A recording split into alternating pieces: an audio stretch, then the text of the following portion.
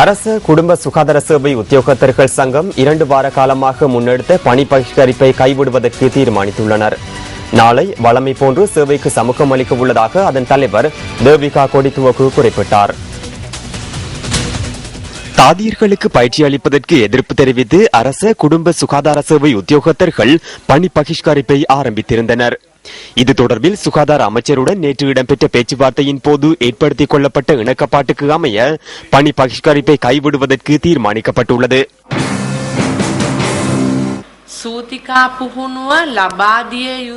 மகப்பேற்று விசேட வைத்திய நிபுணர்களே பிரசவ பயிற்சியை வழங்க வேண்டும்.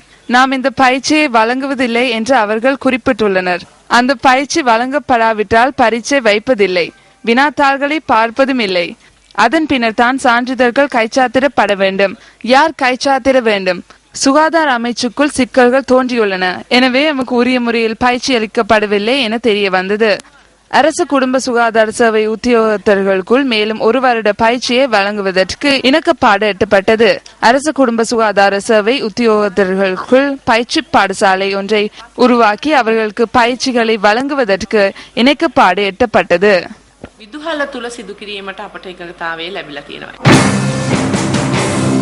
இது தொடர்பில் மகப்பேற்று விசேட வைத்திய நிபுணர்களின் சங்கத்திடம் கேட்டபோது பழைய முறைமைக்கு அமைய தாதியர்களுக்கு பயிற்சி வழங்குவதாக இருந்தால் அவர்கள் 45 வயதுக்கு குறைந்தவர்களாக இருக்க வேண்டும் என்பதுடன் 4 வருட கால சேவை அனுபவமும் தேவை என குறிப்பிடப்பட்டது.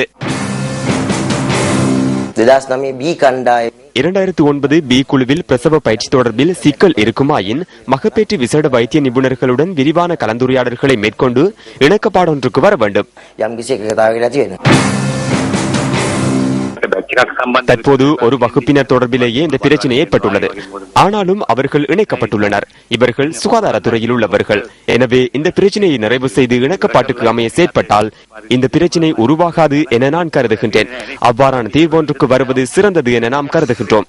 நாம் பயிற்சி அளித்தாலும் வைத்தியர்கள் பயிற்சி அளிக்கப்படாவிட்டால் அது முழுமையாகாது. எனவே இந்த பயிற்சியை பெற்று பலனில்லை.